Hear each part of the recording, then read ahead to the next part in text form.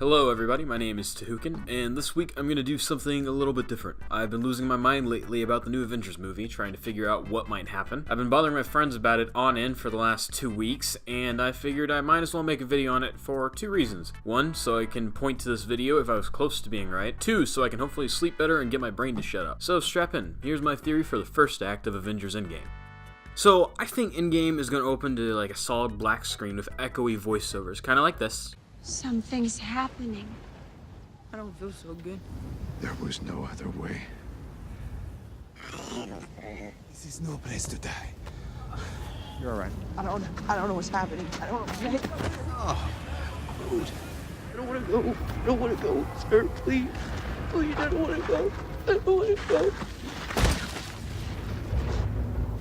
He did it. And then we get to see a very happy Clint Barton, Hawkeye, unaware of what's happening with the snap. And then it happens, and his family disappears, all fading around him, because he was the only one we kind of didn't see what happened with, and I feel like that'd be a really good way to open it. We're using that to establish the time frame this happens directly after Infinity War, like they just lead right into each other. From there we got to Tony and Nebula, who are on Titan. Tony is emotional before the loss of Peter, who he views as essentially his son, and the Worry Pepper died. He and Nebula find a way to repair the Benatar, the Guardian ship, but in doing so eventually realize they need to sacrifice her parts to get the ship to function long term because reasons. This is why Tony is alone in all the trailer footage, excluding the repair of the ship. So after all that, he records his message to Pepper, which is featured in the trailers. Tony says he figured out some way to make it work, that he's going to use the arc reactor to power the ship, and ends it with a final message which he sends out to Steve Rogers, which is how Pepper's going to hear the message, because he's going to send it to the Avengers facility. And he tells Steve that no matter what, they'll do whatever it takes, and that leads to the title card. You know, a big swell of music, and then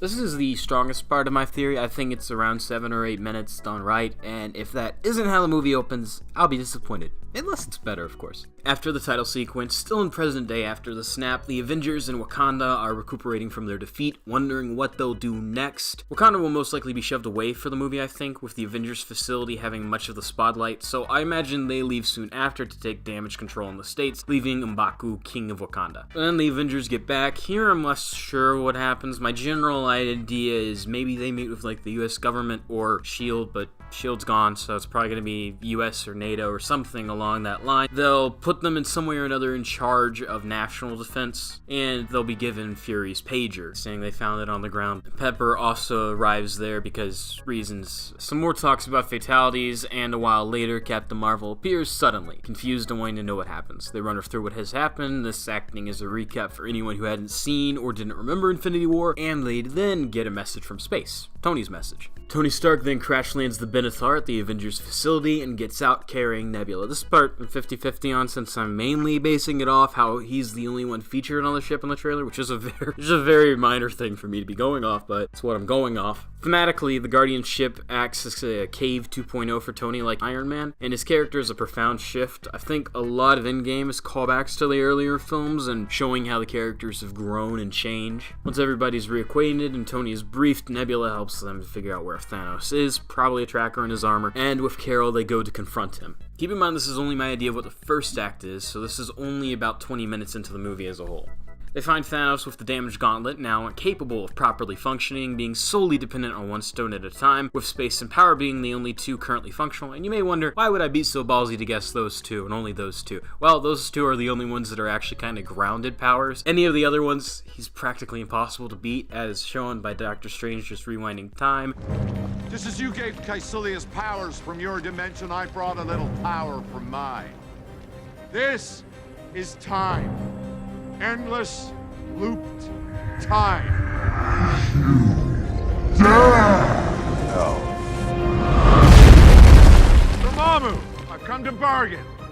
Captain America is the most affected out of all of them. Seeing what Thanos did is identical to the evil he fought in World War II. Another callback. Thanos tries to talk all of them down, still seeing himself as a necessary evil, but when his hand is forced, he defeats all but Carol, and in the process, he kills Thor. I think he's going to kill Thor because they introduced Captain Marvel, and I think they're going to balance that out, have Thor have another side adventure as they've done with almost every single Avengers movie at this point. Carol then goes binary, which is when her hair goes tall and her eyes glow and she becomes Super Saiyan, and she he kills Thanos, leaving only the gauntlet remaining where he stood with shattered stones. But I don't think he's actually dead. I think he's imprisoned in the Soul Stone. In any case, if he's really dead or not, this is why they age, and there's a time jump. They don't win, and they have to live with it. After that would be when the time jump would happen. You know, Hawkeye would be reintroduced. That would be when all the stuff with Ant-Man would happen, which I'm actually about to talk about. But before I get to there, I want to get to one last thing. They'll probably make a large amount of retcons to the early movies, probably tiny things using time travel. One, to prime the universe for the new characters they want to introduce after this, the X-Men and Fantastic Four, and two, to handle some of the weird irregularities. For instance, I think it'd be a really good idea to retcon why Hank Pym exactly gave Scott the suit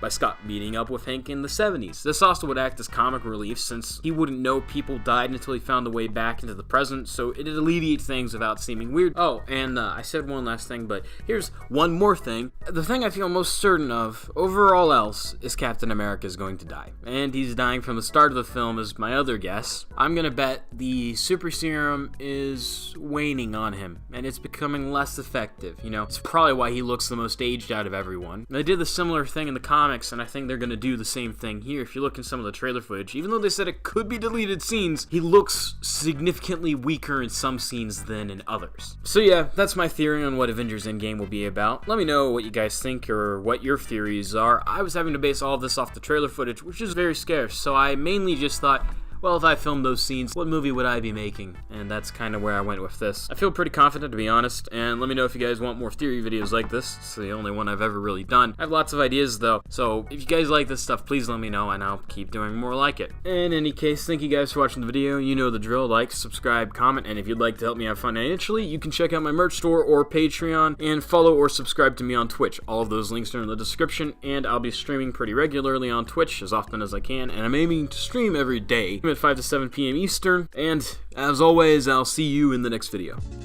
Huge thank you to Patreon supporters Anonymous and Matt Porter. I really appreciate it.